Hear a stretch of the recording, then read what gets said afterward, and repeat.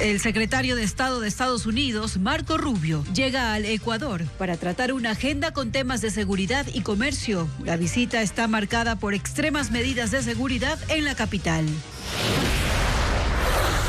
El exministro José Serrano y el prófugo Javier Jordán deberán presentarse semanalmente en el consulado de Ecuador en Miami.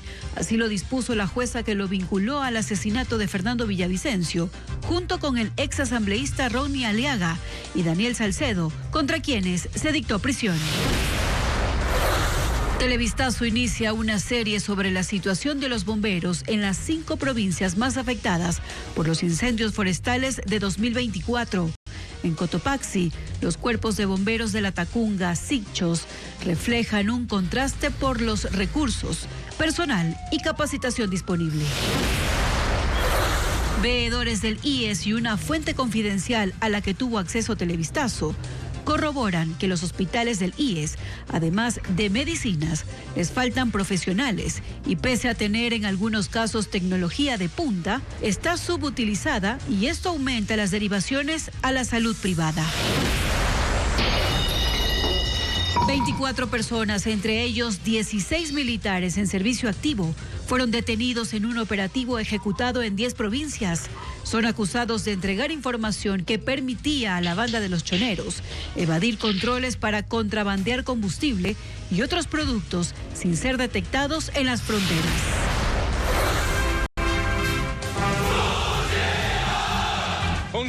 El presidente chino Xi Jinping, junto a sus homólogos de Rusia y Corea del Norte, encabezaron un imponente desfile militar por los 80 años del fin de la Segunda Guerra Mundial en la plaza de Tiananmen. En el acto, China exhibió todo su poderío militar.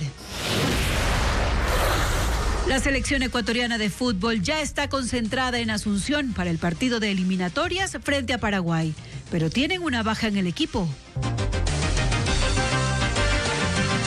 Miércoles 3 de septiembre, amigos, buenas noches. Comenzamos Televistazo Estelar con la expectativa que genera la llegada del secretario de Estado, Marco Rubio, al país. Samantha. ¿Qué tal, Andrea? Amigos, buenas noches. Sí, Rubio arriba a Ecuador tras cumplir una agenda en México y tiene previsto tratar con el gobierno ecuatoriano temas relacionados a la seguridad y el comercio. Son los dos países de la gira en este alto funcionario.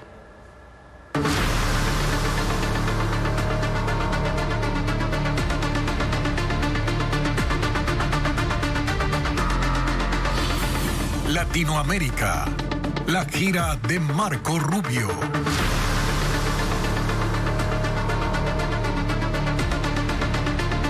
Así es, se espera que el secretario de Estado de Estados Unidos aterrice dentro de pocos minutos en el aeropuerto Mariscal Sucre de Quito.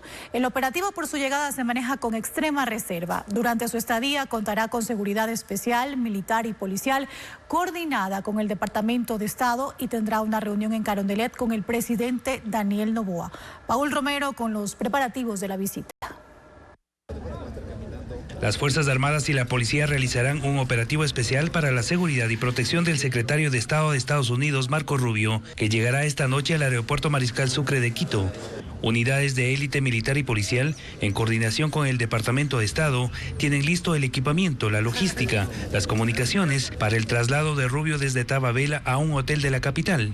El número de personas y el alcance de la operación se mantienen bajo reserva por seguridad, pero la planificación para la movilización y despliegue de los uniformados está lista, según el ministro del Interior, John Reinberg. Sobre las medidas de seguridad, compréndeme, es algo que yo no puedo mencionarlo. Lo que sí le puedo decir es que como país hemos destinado el personal necesario que ellos hayan requerido para la seguridad y la visita del secretario. El secretario de Estado se reunirá a las 9 de la mañana de este jueves con el presidente Daniel Noboa en Carondelet. Por eso las Fuerzas Armadas y la Policía restringirán el acceso a la Plaza de la Independencia por la calle García Moreno. Militares patrullarán las calles aledañas al Palacio de Gobierno para garantizar la seguridad. La cita entre Rubio y Noboa durará aproximadamente 1 hora y posteriormente el secretario de Estado se reunirá con los ministros y los alcaldes de Quito, Guayaquil y Cuenca. Los temas de la agenda son seguridad, migración y economía.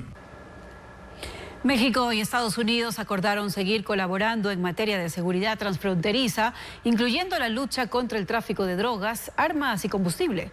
Lo hicieron durante la visita del secretario de Estado Marco Rubio, quien calificó como una cooperación histórica las relaciones con el gobierno de Claudia Sheinbaum. Merlis González con los detalles. El secretario de Estado de Estados Unidos, Marco Rubio, está en su cuarta gira por Latinoamérica y México fue su primera parada. Seguridad fronteriza, control del narcotráfico y temas migratorios estuvieron en la agenda durante su reunión con la presidenta mexicana Claudia Sheinbaum y su equipo esta mañana. Aunque México tenía en discusión la imposición de aranceles estadounidenses, el punto principal fue la seguridad. Sheinbaum no se pronunció luego del encuentro con Rubio, quien participó de una declaración conjunta con el canciller mexicano Juan Ramón de la Fuente. Ambos países acordaron continuar con los entrenamientos, el intercambio de información de inteligencia y los operativos en la lucha contra el tráfico de drogas, armas y combustible. Rubio destacó el nivel de compromiso de México y Estados Unidos en varios aspectos. No hay gobierno en este momento que esté cooperando con nosotros más en la lucha contra la criminalidad que el gobierno de México y el gobierno de la presidenta Sheinbaum, y se agradecemos muchísimo. El funcionario estadounidense dijo que Sheinbaum y Trump han hablado 14 veces logrando una cooperación histórica, con resultados concretos como el descenso de los cruces ilegales hacia Estados Unidos y la extradición de criminales. Hemos visto 55 individuos que se le pidió al gobierno de México. Tanto México como Estados Unidos dejaron claro que las relaciones incluyen el respeto a la soberanía mutua, un punto relevante en un momento de creciente preocupación por la intervención estadounidense en la región.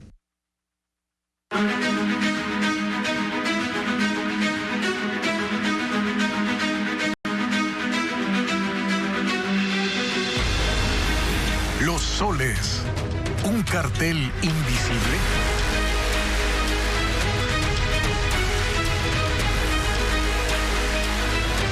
El secretario de Estado de Estados Unidos justificó el ataque contra una lancha con drogas en el Caribe, diciendo que las interceptaciones no son efectivas y lo que procede es deshacerse de los narcoterroristas. El gobierno estadounidense advierte que estas acciones no se van a detener y ante las críticas por el procedimiento, el jefe del Pentágono declaró que la única persona que debería estar preocupada es Nicolás Maduro, de quien dijo es el capo de un narcoestado. Informa Pedro Jiménez.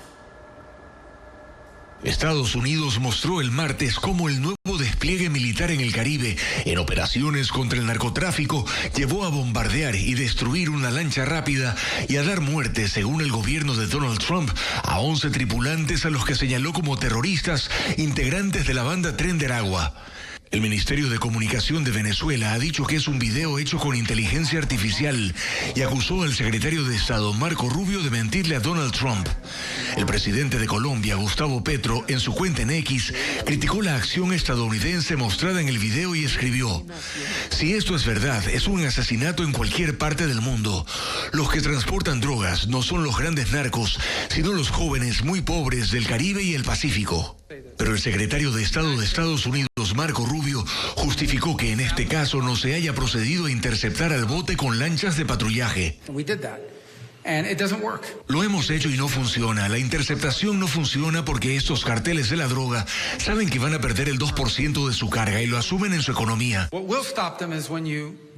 Lo que los detiene es que los elimines, cuando te deshaces de ellos. Y pasará de nuevo. Puede estar pasando ahora mismo, no lo sé. Donald Trump dice que al ver esto, los carteles no lo volverán a hacer. Tenemos que proteger a nuestro país. Venezuela ha sido un actor muy malo, dijo. Y el secretario de Defensa, Pete Hegseth, dice que la misión que tienen contra el narcotráfico no se va a detener. En una entrevista con la cadena Fox Noticias, apuntó al régimen de Nicolás Maduro. La única persona que debería estar preocupada es Nicolás Maduro, que es efectivamente el capo de un narcoestado, dijo esta mañana, en medio de crecientes tensiones entre Estados Unidos y Venezuela. El movimiento correísta entró en una nueva polémica con dos alcaldes de sus filas, Aquiles Álvarez de Guayaquil y Pavel Muñoz de Quito. La reunión de ellos y el alcalde de Cuenca tuvieron con el gobierno, en la cual se habló de unir esfuerzos contra el narcotráfico y el cartel de los soles. Desató críticas de Rafael Correa y Luisa González. Diego Cuenca describe esta pugna. La presencia de los alcaldes de Quito, Pavel Muñoz, y de Guayaquil, Aquiles Álvarez, en una reunión en la que junto con el gobierno hablaron de unirse contra el narcotráfico, y en la que tácitamente respaldaron el discurso oficialista, no agradó a los líderes de la Revolución Ciudadana. Álvarez, por ejemplo, habló de apoyo. Y por supuesto que apoyamos cualquier lucha contra cualquier cartel en cualquier parte del mundo, no solo con Venezuela, sino con cualquier país. Así que no tiene nada que ver lo que diga cualquier militante político de la Revolución Ciudadana. Mi opinión es personal. El alcalde de Quito, Pavel Muñoz, siguió esa misma línea. Los carteles son un cáncer para la sociedad.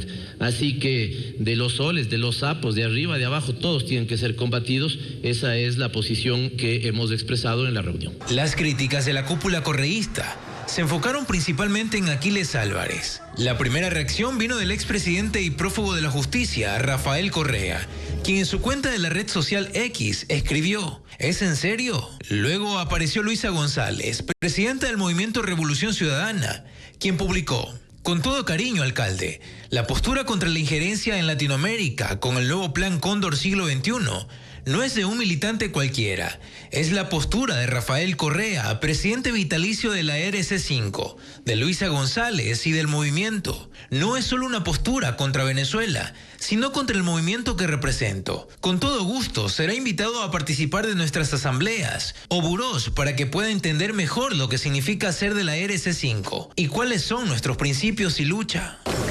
La posición de Álvarez y Muñoz resulta incómoda a los dirigentes correístas, pues consideran a Nicolás Maduro un aliado y coideario dentro del socialismo del siglo XXI. Y él ahora es acusado por el gobierno estadounidense de narcotraficante y principal cabecilla del cártel de los soles. Pero la relación entre el correísmo y el régimen venezolano se caracteriza por el apoyo abierto de los líderes de la Revolución Ciudadana a Nicolás Maduro. Sin embargo, las autoridades seccionales y la ex candidata presidencial Luisa González han evitado abordar este tema. Patricio Díaz recoge algunos de estos hechos. Era el 28 de julio de 2024. Pasaron solo horas desde que Nicolás Maduro fue proclamado ganador de las elecciones en Venezuela por las autoridades electorales afines a su gobierno, y el líder de la Revolución Ciudadana, Rafael Correa, ya lo felicitaba. A pesar de todos los cuestionamientos al proceso, la no presentación de actas y la confirmación de observadores internacionales de que Edmundo González era el ganador.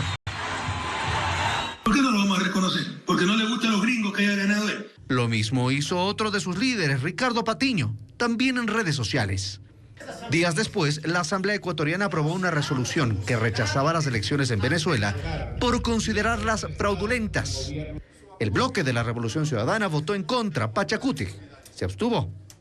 En enero de 2025, Eduardo Franco Lor, una de las figuras de la Revolución Ciudadana y en ese momento consejero de participación, estuvo en la designación de las nuevas autoridades de la Asamblea Venezolana, afín a Maduro. Ellos destacaron su presencia. Y fue abogado defensor de nuestro hermano Jorge Glass. Meses después, Ecuador entraba en la recta final de la elección presidencial. El presidente candidato Daniel Noboa rechazó la dictadura de Nicolás Maduro, pero la candidata de la Revolución Ciudadana evadía pronunciarse sobre el tema. El riesgo de que no se pueda fijar una postura ante la situación venezolana habla muy mal de cualquiera que se denomine demócrata. Se debería hablar de Ecuador, de los problemas profundos. Pero en el debate presidencial, el mandatario Daniel Noboa no le dejó salida. En el segmento de respuestas de sí o no. ¿Vas a reconocer al gobierno totalitario y dictatorial de Nicolás Maduro?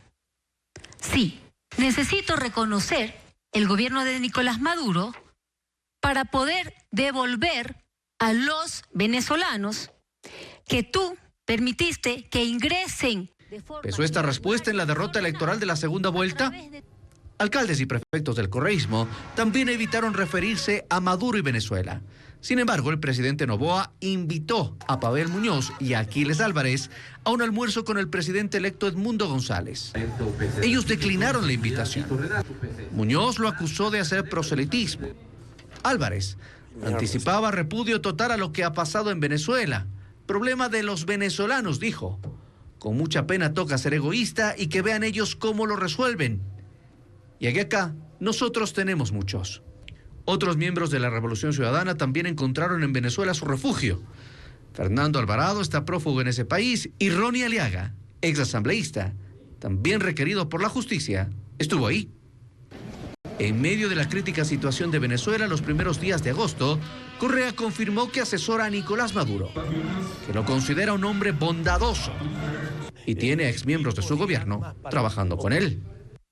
Mientras tanto, la presidenta de la Revolución Ciudadana, Luisa González, ha rechazado en los últimos días la acción militar de Estados Unidos cerca de ese país, calificándola como el Plan Cóndor del siglo XXI, hecho que alimentó hoy la pugna interna con el alcalde Aquiles Álvarez. No, también se vaya. Hoy la Fiscalía formuló cargos contra Javier Jordán, José Serrano, Ronnie Aliaga y Daniel Salcedo por el asesinato de Fernando Villavicencio. La jueza aceptó parcialmente las medidas solicitadas por la fiscal y dictó prisión preventiva para Aliaga y Salcedo, mientras que Jordán y José Serrano deberán presentarse semanalmente en Miami. Jacqueline Rodas con la información. Este miércoles empezó el proceso penal por la autoría intelectual del asesinato de Fernando Villavicencio. La Fiscalía formuló cargos en contra de Javier Jordán, Daniel Salcedo, el exministro José Serrano y el exasambleísta Ronnie Aliaga. Presentó testimonios, los chats entre Jordán y el narcotraficante Leandro Norero y otros elementos, como una entrevista realizada por un agente del FBI a un sicario, en la que dijo que el trabajo, refiriéndose así al crimen de Villavicencio, era para el señor de arriba, el señor Correa.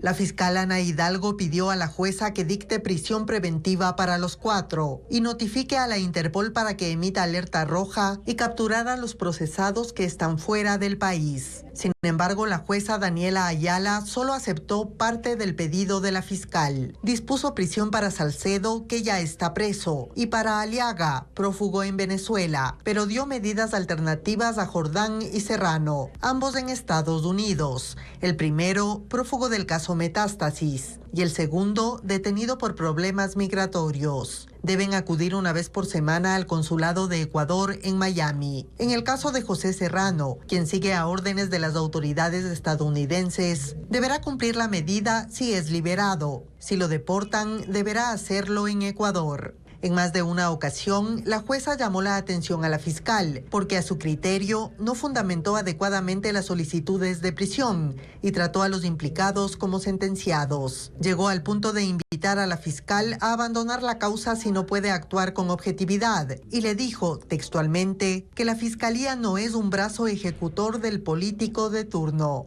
La fiscal Hidalgo mostró su desacuerdo con la decisión de la jueza, anunció que apelará y pidió una copia del audio de la audiencia. Concluida la diligencia, los abogados de Jordán y Serrano celebraron que sus defendidos no tengan orden de prisión. Yo salgo conforme con la resolución porque considero que la resolución es de apegada a derecho. La verdad es que celebramos esta decisión objetiva de la señora juzgadora. También reaccionaron las hijas de Fernando Villavicencio. Ya se han formulado cargos por el asesinato de nuestro padre y eso lo aplaudimos. Con respecto a las visitas periódicas que van a tener que hacer los otros dos procesados, no estoy de acuerdo. Las hijas de Villavicencio denunciaron amenazas por parte de Jordán y la jueza dictó medidas de protección. La instrucción fiscal de este caso, bautizado como magnicidio FB, durará 90 días.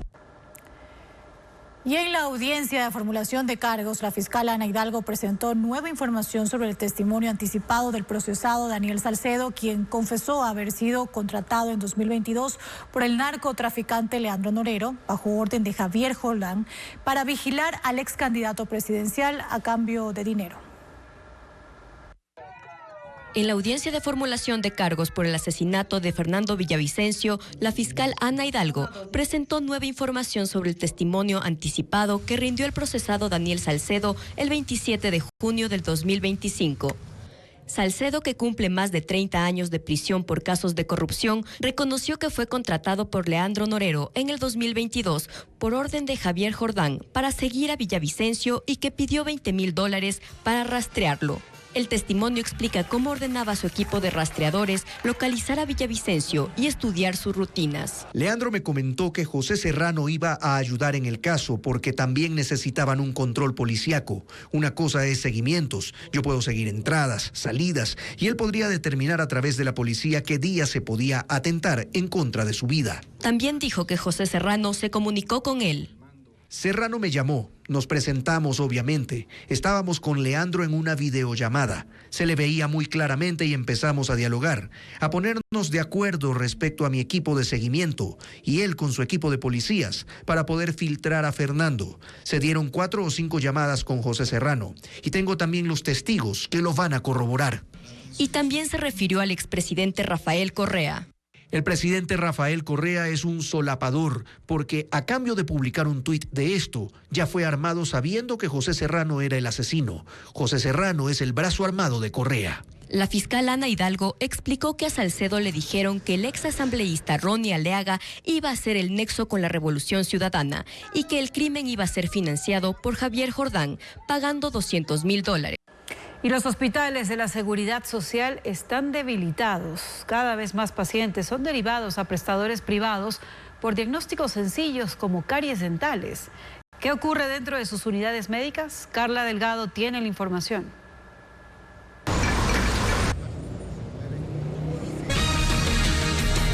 La convocatoria a una nueva manifestación en esta ocasión en Guayaquil se da en el contexto de una caída en los índices de respaldo a la gestión del gobierno. Analistas evalúan las motivaciones que tiene este llamado a las calles que reedita una vieja práctica política.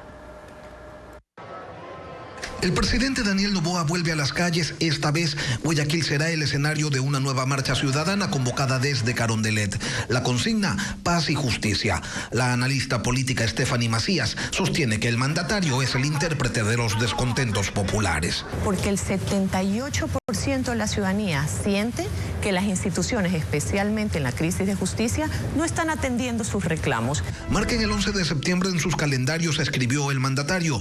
Ese mismo día habrá una manifestación nacional de organizaciones sociales contra las políticas del gobierno. La movilización de masas desde el poder no es una cosa nueva. Lo hizo Correa en su momento, cada vez que la oposición anunciaba una manifestación contra su gobierno. Pedirle a la ciudadanía que salga a las calles a reclamar seguridad tampoco es una innovación. Lo hizo Febres Cordero siendo alcalde, lo replicó Nebot desde el mismo cargo. Por eso, para el analista Pedro Donoso, hay algo en esta convocatoria del presidente Noboa que no cuadra. Pero ahí tenía como sindéresis política, es decir, era Nebot exigiendo algo al gobierno central, finalmente, ¿no? Esto es el gobierno central exigiendo algo a no sabemos quién, pero que el gobierno central tiene que resolverlo, digamos, ¿no? Es una contradicción profunda. Según Donoso, la marcha será la preproducción de un ejercicio de campaña en el que se obtendrá el material que alimente la narrativa de un gobierno con respaldo. Es lo que se va a contraponer a las encuestas que dan cuenta de un descenso en la aprobación a la gestión del presidente. Pero la manifestación podría tener además otras utilidades, así lo señala César Febres Cordero. Podría ser un distractor que lleve la mirada hacia asuntos donde las debilidades del régimen no son tan evidentes. Una forma de quitar la atención de lo que se está dando dentro de la Corte Constitucional, los papelones por los que han pasado los representantes del oficialismo, tanto de la Asamblea como del Ejecutivo. Lo cierto es que con un mes de diferencia el gobierno volverá a las calles a encarnar clamores colectivos, dicen unos, a corregir el desgaste de las narrativas, dicen otros.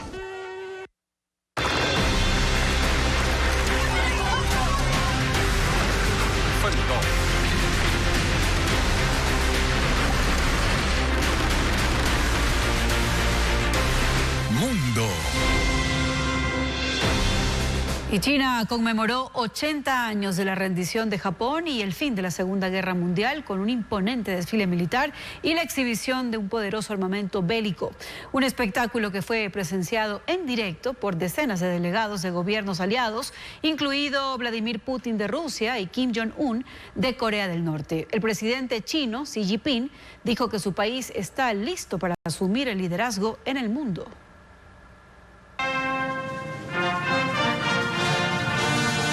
China mostró su poderío militar nuclear en un imponente desfile que conmemoró el aniversario número 80 de la rendición japonesa.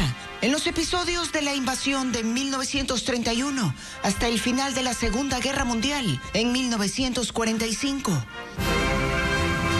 El presidente Xi Jinping pasó revista a las tropas, recorrió las formaciones por la céntrica avenida Chang'an de Pekín a bordo de una limusina negra, ante la mirada de unos 50.000 invitados.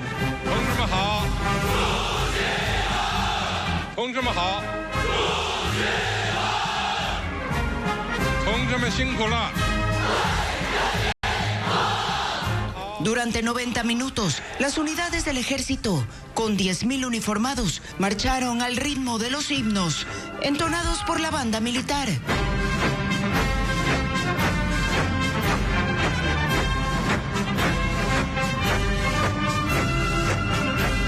China exhibió misiles, lanzacohetes, aviones de combate, drones submarinos, sistemas de defensa e interferencia electrónica, y otros equipos que se mostraron por primera vez al público.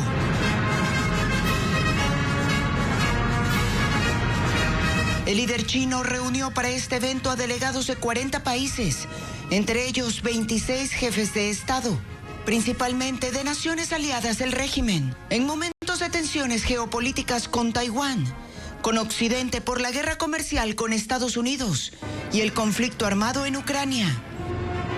Destacaron el presidente de Rusia, Vladimir Putin, así como el líder norcoreano Kim Jong-un.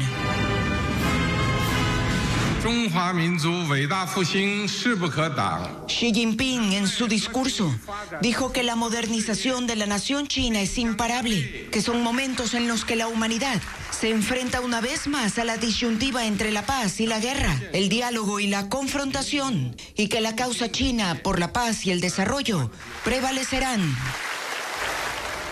Y Argentina confirma que hay 122 muertos por el uso de fentanilo contaminado en hospitales. El dueño y otros 9 directivos del laboratorio que elaboró e importó el medicamento están bajo arresto, y la Organización Mundial de la Salud advirtió que el anestésico adulterado podría estar circulando fuera del país. El director de la Organización Mundial de la Salud, Tedros Adhanom, emitió una alerta por fentanilo contaminado en Argentina y exigió al gobierno de Javier Milei retirar de circulación los lotes fabricados por el laboratorio HLB Pharma. En el documento de su alerta internacional, el organismo detalló los números de los lotes afectados y advirtió que podrían estar circulando no solo en Argentina. La justicia de ese país confirmó la muerte de 122 pacientes este año, debido a que se les suministró el medicamento contaminado con bacterias, mientras la Fiscalía sigue tomando declaraciones en medio de la investigación.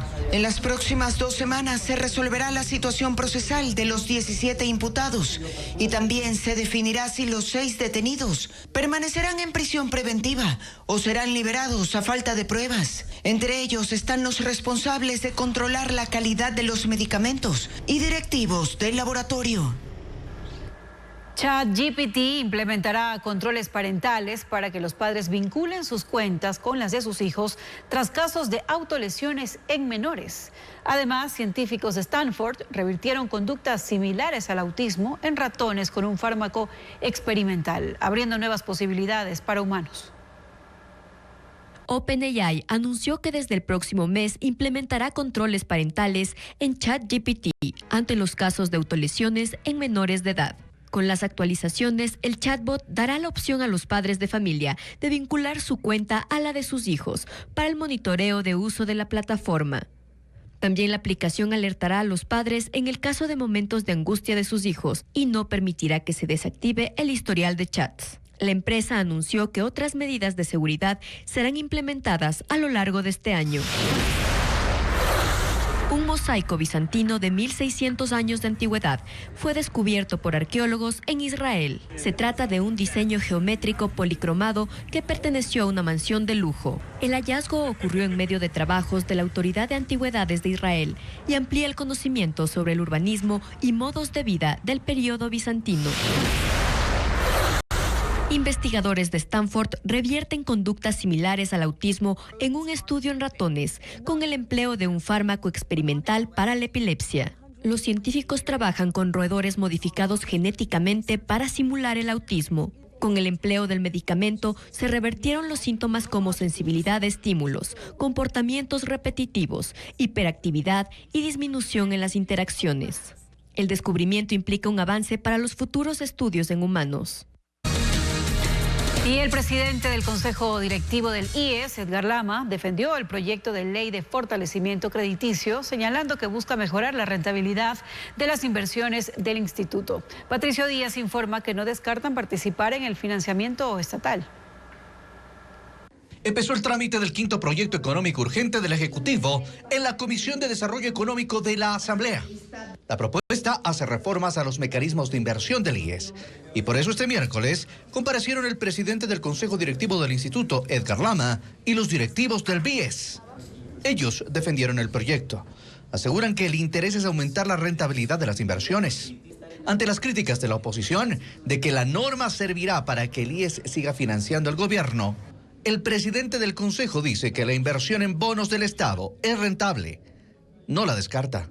Este año se han ganado $1.000 millones en inversiones de bonos del Estado. No es exactamente un apoyo, sí, son una fuente de financiamiento. Pues una fuente de financiamiento que da resultados y que da rendimientos. Los bonos del Estado se pagan.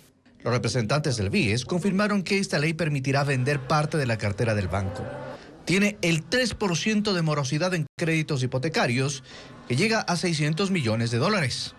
No es vender cartera sana, cartera productiva, sino es poder tener la posibilidad de vender cartera irrecuperable. Lama recordó que funcionarios del IES, que aunque son de libre nombramiento, no pueden ser removidos porque la ley les garantiza un periodo fijo. La propuesta incluye que las autoridades del IES tengan la facultad de separarlos en cualquier momento. Por ejemplo, los directores provinciales no pueden ser removidos. Lo más probable es que haya sido el interés de algún grupo mafioso, algún grupo que buscaba permanecer en el poder. La comisión recibirá más comparecencias para preparar su informe para primer debate. La Asamblea debe definir el archivo o aprobación de la ley hasta finales de septiembre. Cerca de $2.5 millones que Quito recauda anualmente por la tasa de seguridad no se utilizan. El alcalde dice que se podría continuar aportando con donaciones a la policía, pero sin detallar montos. Diego Puente informa que concejales creen que se puede hacer una redistribución sin afectar la seguridad. El alcalde de Quito, Pavel Muñoz, moderó su discurso sobre la reasignación de la tasa de seguridad tras la última cita que mantuvo con el ministro del Interior, John Reinberg, y la canciller Gabriela Sommerfeld. Ya no cierra la puerta a seguir apoyando a la fuerza pública, como lo dijo el lunes, sino que lo hará con menos recursos de los que estaban asignados. Nuestro énfasis estará, cuando digo énfasis no digo será exclusivo, podremos seguir apoyando, insisto, Fuerzas Armadas o Policía Nacional, pero nuestro énfasis estará en poner más tecnología en la ciudad de Quito. Según cifras del municipio, con la tasa se han donado 202 motocicletas, 134 patrulleros, 108 UPC, 600 elementos de seguridad, 2 escáneres, 181 computadoras para el frente investigativo de la policía. Unas horas antes de la reunión, el ministro Reinberg cuestionó el anuncio de Muñoz de no entregar los recursos de la tasa de seguridad a la policía. Definitivamente por su línea partidista obsoleta, está en contra de la seguridad de los ciudadanos. Una parte del Consejo Metropolitano considera innecesario confrontar en este momento por el aporte que desde el municipio se destina a la seguridad y vigilancia. Por esa tasa el Cabildo recauda anualmente cerca de $10 millones.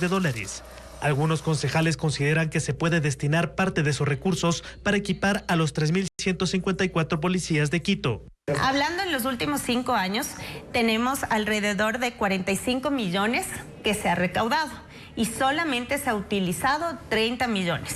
Es decir, tenemos un remanente de 15 millones en estos 5 años, que más o menos equivale a 2.5 millones que no se utilizan. Con el dinero de esa tasa, el municipio busca implementar un sistema integral de vigilancia y atención similar al EQ 911 para detectar delitos, ayudar en el reconocimiento de placas de vehículos robados e incluso aportar al monitoreo de riesgos naturales. La monilla, una de las plagas más agresivas del cacao, avanza en la Amazonía ecuatoriana. Y en provincias como Napo, Sucumbíos, Orellana, agricultores reportan pérdidas de casi el 50% de su producción. Elizabeth Quesada recorrió esas zonas. Esas esporas son esporas volátiles. La monilla amenaza la producción de cacao en la Amazonía. En Napo, Sucumbíos y Orellana, esta plaga provocada por el hongo Monioloptora aroreri se propaga con fuerza, deformando y pudriendo las mazorcas, uno de los principales sustentos de la región. De acuerdo con el Ministerio de Agricultura, las lluvias constantes y temperaturas de 16 grados favorecen su avance. En la parroquia Chontapunta, Cantón Tena, principal productora de cacao en Napo, el 80% de sus 10.200 habitantes depende de este cultivo. La Asociación de Cacaoteros estima que de las 9.000 hectáreas sembradas, un 45% presenta infección. Un hongo que ingresa por la raíz y también por partículas volátiles, ¿no? Lo que son las esporas. Entonces, esa es la causa de la pérdida de las producciones. En Orellana, donde hay unas 200.000 hectáreas de cacao, la Dirección de Fomento Agrícola de la Prefectura calcula que el 50% está comprometido, afectando a 430 comunidades en 4 cantones. Joya de los Hachas es una de las zonas más golpeadas, con 32.000 hectáreas en riesgo. Aquí los agricultores recorren sus parcelas con machetes, tijeras y motosierras para cortar ramas y retirar mazorcas que muestran deformaciones y capa blanquecina. Hay que estar controlando mucho la monilla, porque si usted deja las mazorcas que la esté en la mata, se contamina. Normalmente creo que se contaminan. Una mazorca contamina 40 metros a la redonda. En Sucumbíos, donde se producen 13.000 toneladas de cacao al año, el panorama también es preocupante. Agricultores de Xuxufindi reportan que su rendimiento por hectárea pasó de 12 quintales a 6.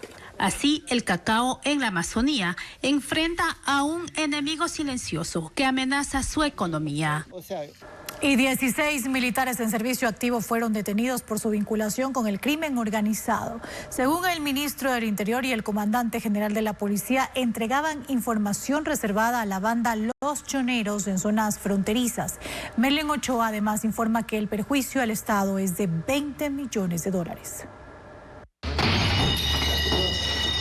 La policía y la fiscalía realizaron 19 allanamientos simultáneos en 10 provincias, entre ellas las fronterizas como Sucumbíos, Orellana, Zamora, Chinchipe, Loja y El Oro. 16 de los 24 detenidos son militares en servicio activo. Según información del ministro del Interior y el comandante general de la policía, los uniformados aprehendidos son de la tropa del ejército y cumplían funciones en las fronteras con Colombia y Perú, pero facilitaban información reservada sobre controles y rutas para que cargamentos de hidrocarburos y contrabando en general circularan sin obstáculos. Con su accionar, permitían que contrabandistas ingresen mercancías ilegales con el uso de vehículos de carga en un estimado de 142 actividades cada 2 meses, así como el de extraer combustible de manera ilegal en un aproximado de 497.000 galones cada 2 meses, mercancías y productos destinados para ser comercializados. Las autoridades indicaron que el perjuicio al Estado por estos delitos bordea los $20 millones. Todos los militares serán investigados por asociación ilícita, tráfico de influencias, almacenamiento, transporte, envase y comercialización ilegal de hidrocarburos. La policía agregó que un integrante de la banda criminal Los Choneros, de intermedio valor, también fue capturado y que 3 de los detenidos tienen antecedentes penales. Participaron 250 policías y 28 fiscales. Las investigaciones duraron 6 meses y según las autoridades, el ejército proporcionó la información. Un caso que expone la penetración del crimen organizado en las filas militares. Y justamente la organización criminal de la que eran parte los 16 militares en servicio activo detenidos tenía la capacidad mensual de contrabandear combustible por más de $1 millón, además de maíz, arroz y cebolla. Pero ¿cómo operaba esta red? Merlin Ochoa lo explica. Va a ser trasladado a la ciudad de Loja ante la... Los 16 militares en servicio activo fueron capturados en los recintos del ejército de las provincias de El Oro y Loja. Durante 18 meses, los agentes de la Dirección Anticorrupción siguieron la pista de esta red criminal que convirtió a la frontera sur de 1.529 kilómetros de longitud en un corredor del contrabando. La modalidad consistía en que camiones cargados con combustible subsidiado lo llevaban hacia Perú y los mismos vehículos regresaban llenos de víveres que ingresaban sin control al Ecuador. En un año y medio, 1.278 camiones pasaron la frontera. Cada uno transportaba 3.500 galones de combustible, lo que significó un perjuicio de $12 millones al Estado. Al retorno, esos mismos vehículos ingresaban maíz, arroz y cebolla, que generaron otra pérdida de 8 millones. En total, la red criminal le arrebató al país $20 millones, 1 millón mensual, aunque en el mercado negro esa cifra podría triplicarse. La ruta del contrabando era en el sector de Puyango, que está entre las provincias de El Oro y Loja, y es frontera con Perú. Además de los militares, también se capturaron a quien falsificaba documentos para lavar el dinero y un cabecilla ligado a los choneros, identificado como alias Joso, quien brindaba seguridad armada para blindar la operación delictiva. Y en Mainaví hay conmoción por el asesinato de un estudiante de 16 años quien recibió 5 disparos cuando estaba por ingresar a su colegio en Manta. Mientras también en Guayaquil un grupo de sicarios asesinó a 3 miembros de una familia dentro de una casa. Diego Cuenca describe los casos. Esa madrugada en la ciudadela Rotaria, en Nueva Prosperina, un grupo de sicarios irrumpió en una casa para asesinar a 3 miembros de una familia que vivía en esa zona del noroeste de Guayaquil. Entre las víctimas está un adulto mayor de 66 años, una mujer de 63 y un joven de 28 años. Este es el segundo crimen, cuyo ataque fue similar al que ocurrió el pasado 28 de agosto, en el sector Flor de Bastión, que también pertenece al distrito Nueva Prosperina. Esta vez también hallaron carteles con citas bíblicas que estaban pegados en la fachada de la vivienda. En Manta hay conmoción por el asesinato contra una adolescente de 16 años, quien recibió 5 disparos. El crimen ocurrió a las 7 de la mañana, cuando la víctima iba a ingresar a su colegio en el cantón Manavita. Los padres de familia se alertaron por la situación y retiraron a sus hijos de la unidad educativa. Mientras las clases fueron suspendidas temporalmente, el carro donde se transportaban los criminales fue abandonado e incinerado en el barrio Jocay. Y la crisis se agudiza en el sistema público de salud. Este miércoles, trabajadores de otro hospital paralizaron sus labores y denuncian que están impagos desde hace 9 meses por labores de limpieza y seguridad. Carla Delgado se trasladó hasta esa casa de salud y tiene un informe. En menos de 7 días, 3 hospitales del Ministerio de Salud han suspendido los servicios de limpieza y guardianía por falta de pagos a empresas tercerizadas. Esta vez, la medida afecta al Hospital Docente Calderón en Quito, donde casi 200 trabajadores de limpieza y decenas de guardias de seguridad dejaron sus labores. Según los empleados, llevan entre 8 y 9 meses sin recibir sus sueldos. Además, Santiago Padilla, jefe técnico de la empresa de limpieza, denuncia que sus departamentos no reciben el presupuesto para comprar insumos de desinfección en áreas sensibles como quirófanos. No podemos continuar prestando un servicio si no tenemos ya con qué.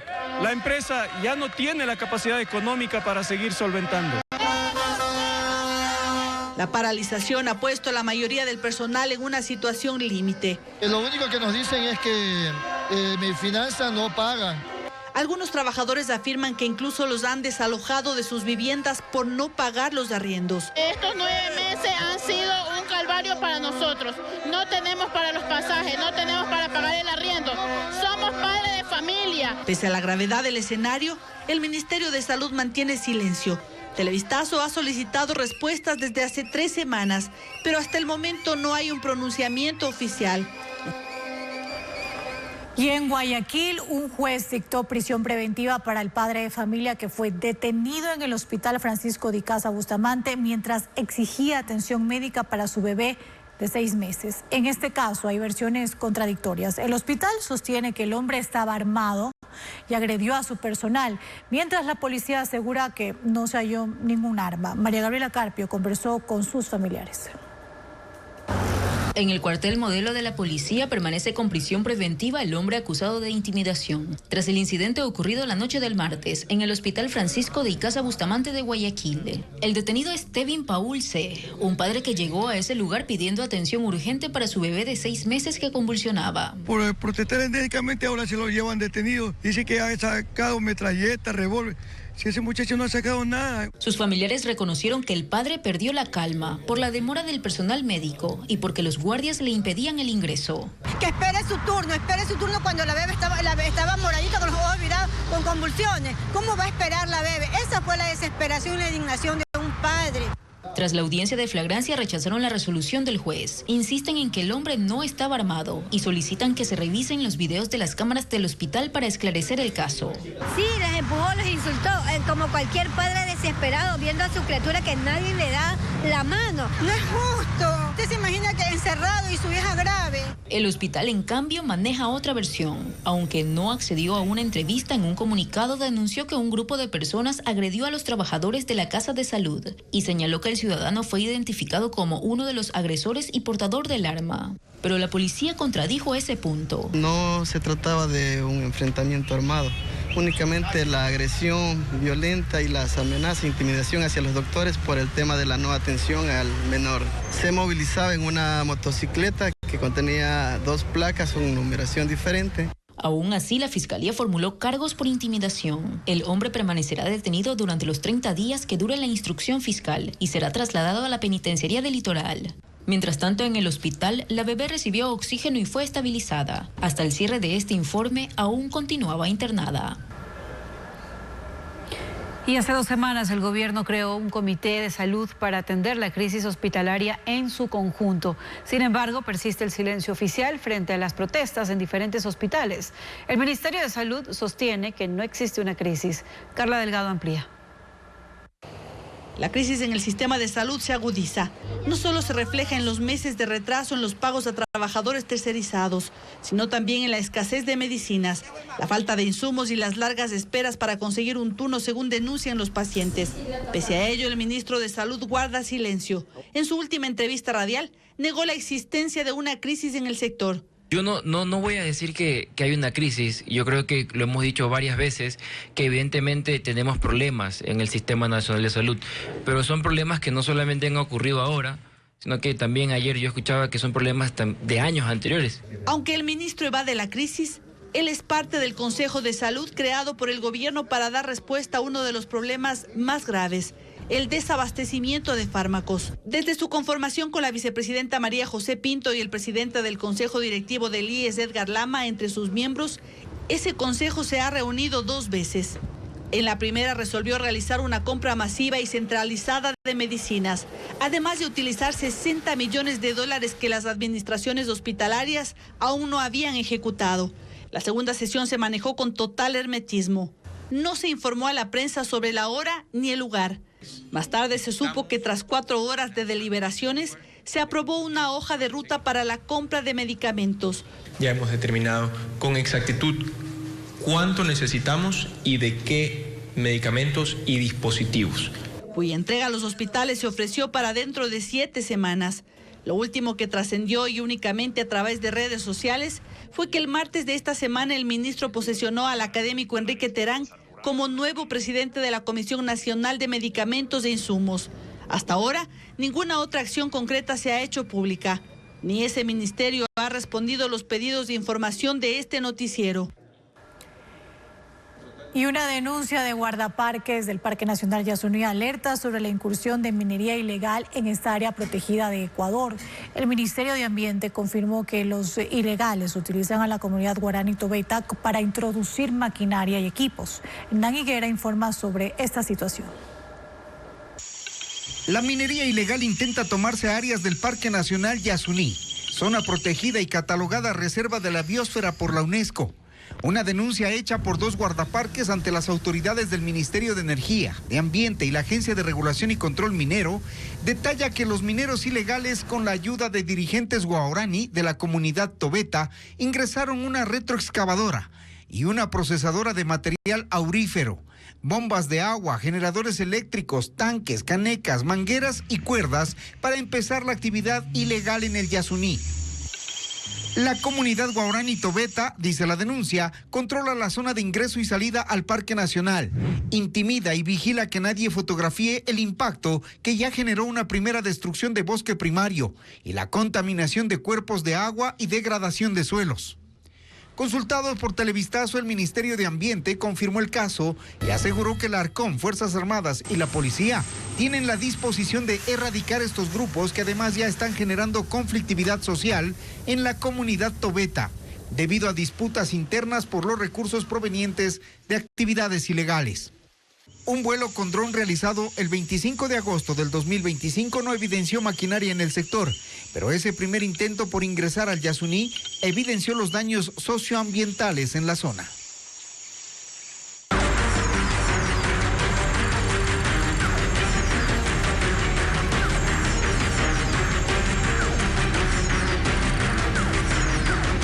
Bomberos, frente al reto forestal.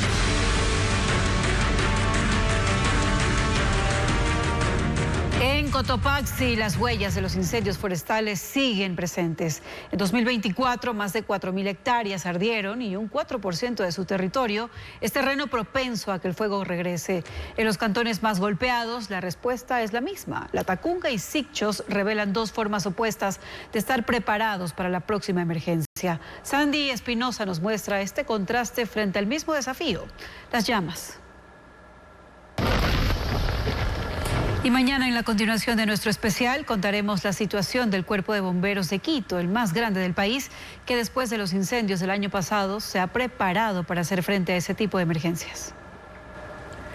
Desde la comunidad andina hasta Corea del Sur, en sus 56 años, Ecuador ha expandido su comercio a 49 países y más de 2.500 millones de consumidores.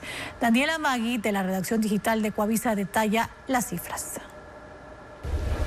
Ecuador tiene vigentes 14 acuerdos comerciales que permiten a los productores llegar a 2.500 millones de consumidores. Solo en los países vecinos, Perú, Colombia y Bolivia, miembros de la CAN, Ecuador puede alcanzar a un mercado de 127 millones de personas, en una economía de más de 700.000 millones de dólares. Con la Unión Europea, el país tiene un acuerdo vigente desde 2017, lo que abre el comercio con 27 países que en total tienen un PIB de 19.42 billones de dólares. Con China existe un tratado desde 2024 que permite exportaciones a una economía de 18.74 billones de dólares y más de 1.400 millones de habitantes. Ahora, Corea del Sur ingresa como nuevo socio, abriendo oportunidades inmediatas para el 87% de la canasta exportable ecuatoriana. El país mantiene además negociaciones en curso con Canadá, Emiratos Árabes Unidos y Japón, mientras busca explorar opciones con Estados Unidos, el principal destino de exportaciones no petroleras, y mantiene en pausa los acercamientos con México. Y el sonido sinfónico se junta con el de instrumentos de bambú para un recital gratuito que se presentará este jueves en San Borondón. Sí, y en el MAC de Guayaquil, una muestra reflexiona sobre las viajeras nacionales y extranjeras que han atravesado nuestro país.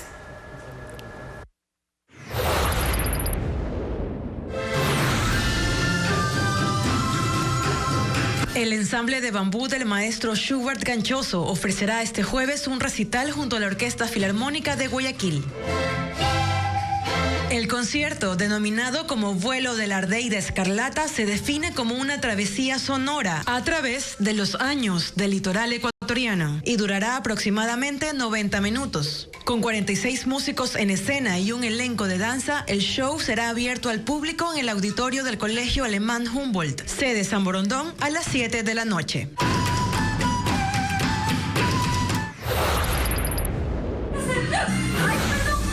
No te preocupes. preocupes, es normal que suspiren por moi. 3 nuevas comedias se presentan en el espacio Microteatro Quito hasta el sábado 13 de septiembre. Y mejor fluyamos y vemos qué pasa, ¿sí?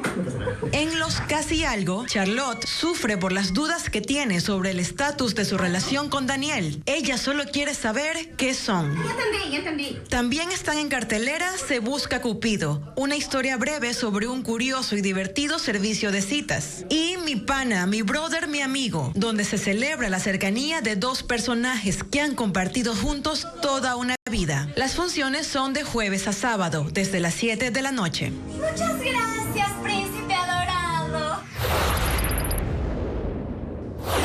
La exhibición Viajeras y Errantes y Diálogos Impertinentes ya está abierta al público en el Museo de Arte Contemporáneo de Guayaquil. La muestra propone una reflexión sobre el viaje y la errancia como experiencias voluntarias o forzadas que han marcado territorios y memorias a lo largo de la historia. El proyecto reúne los relatos y los registros de mujeres viajeras que entre los siglos XIX y XX recorrieron Ecuador y dejaron testimonio escrito o visual de sus experiencias. Estos materiales dialogan con las propuestas de 22 artistas contemporáneas. Bajo la curaduría de Alexandra Kennedy Troya se puede visitar de martes a domingo desde las 9 de la mañana. Gracias por su sintonía, amigos. Así finalizamos Televistazo Estelar. Y mañana en contacto directo estará César Ulloa Tapia, él es politólogo y director de investigación de la Universidad Hemisferios, para analizar cuánto suma a la figura de Daniel Noboa la visita de Marco Rubio. Además estará Ismael García, el exdiputado venezolano en el exilio, y él analizará si con el ataque de Estados Unidos a una embarcación con droga en el Caribe arranca una nueva modalidad en el combate al narcotráfico con el cártel de los soles en la mira. Las noticias regresan mañana en la primera emisión de Televistazo a las 5:55. Buenas noches.